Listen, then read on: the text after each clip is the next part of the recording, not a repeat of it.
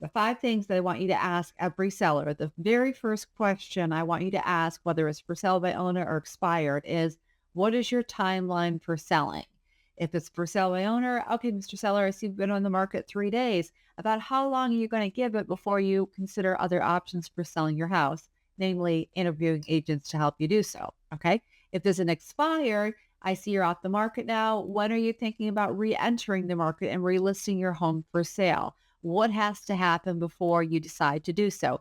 Get the timeline. The timeline is going to help you determine what your follow up is going to look like. Are you following up in a month? Are you following up in 2 weeks? Are you following up in 3 days? If they say, oh, you know what? I think I'm going to give it a go here as a for sale by owner for 2 months. I don't want you to follow up with them in 2 months. By then, they could have listed with somebody else and maybe they're in contract. I want you to take the timeline that they give you and cut it in half. And or I want you to follow up with them weekly if you can establish a pretty solid rapport with them during that first conversation so that they wouldn't be annoyed by hearing from you with that frequency. But never follow up in the timeline that they give you. Always cut it in half or go earlier. Okay.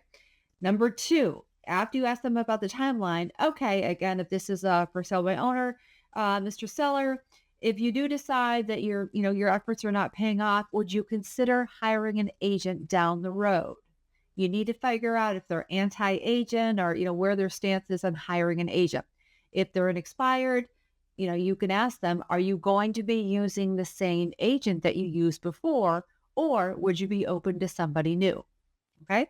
And if it's a for sale by owner, if they are open to using an agent, say that's great. Do you have somebody in mind already? Figure out if they've got like a friend or family member they're going to go to or an agent they've used in the past. You've got to determine what their plan is, their plan B, and try to insert yourself in there. Sometimes you can't. Sometimes you're like, you know what? Oh, we always use Randy. He's the best agent. He's helped us, sell the last three. We just told him we were going to give it a go this time, but if it doesn't work, bam, it's going to Randy. And that's okay. Let Randy have that listing. But I don't want you to waste your time on somebody. You're trying to size them up. If you think you can get an appointment with them and take a listing, great. If not, put them aside, move on. Don't waste your time. So timeline, whether they're using an agent, do they have an agent in mind? If they're for sale by owner or an expired or using your previous agent. The fourth thing I want you to ask them, this is if they are for sale by owner, is how did you arrive at your pricing? How did you determine that you were going to list your home for $550,000? See what they have to say. And this is really just a way to keep the conversation going. A lot of times they're going to say, well, we looked on Zillow or we saw what the neighbor's house sold for. The way that they determine their pricing is not the way we're going to do it. Obviously, we're going to drill down to the nuts and bolts to really make sure that pricing is accurate and competitive, but just kind of keep the conversation going. And you can piggyback onto that question when you ask them, oh, okay, have you done any upgrades to the home? Like if their pricing seems to be a little bit inflated, say, oh, okay, well, what have you done to the home since you've been there? I see you've been there 10 years. Have you redone the kitchen? Is there a new roof, new mechanicals? Get them talking. The more information you know, the better. And that lets you know how saleable the home is. If the roof is falling in and they're not going to put a penny into it, or, you're going to know, okay, this is what I could price it at. This is how much I can make off of it. Oh yeah. And it's 50 miles away from where I live. Should I even take this listing? Is it even worth it? So definitely ask them about their pricing. And then if they're an expired listing, you can say, oh, I see you delisted at, 580,000. Did you have any offers when you had it on the market? Get them talking, get them to relate to you what their experience was like when they were previously listed. Try to figure out what their pain points were from their previous listing time. Did they have issues with the agent? Did they have nobody come through? Did they get pushback on a certain element of the house? Get in there, figure out what happened, figure out what their story is. Okay.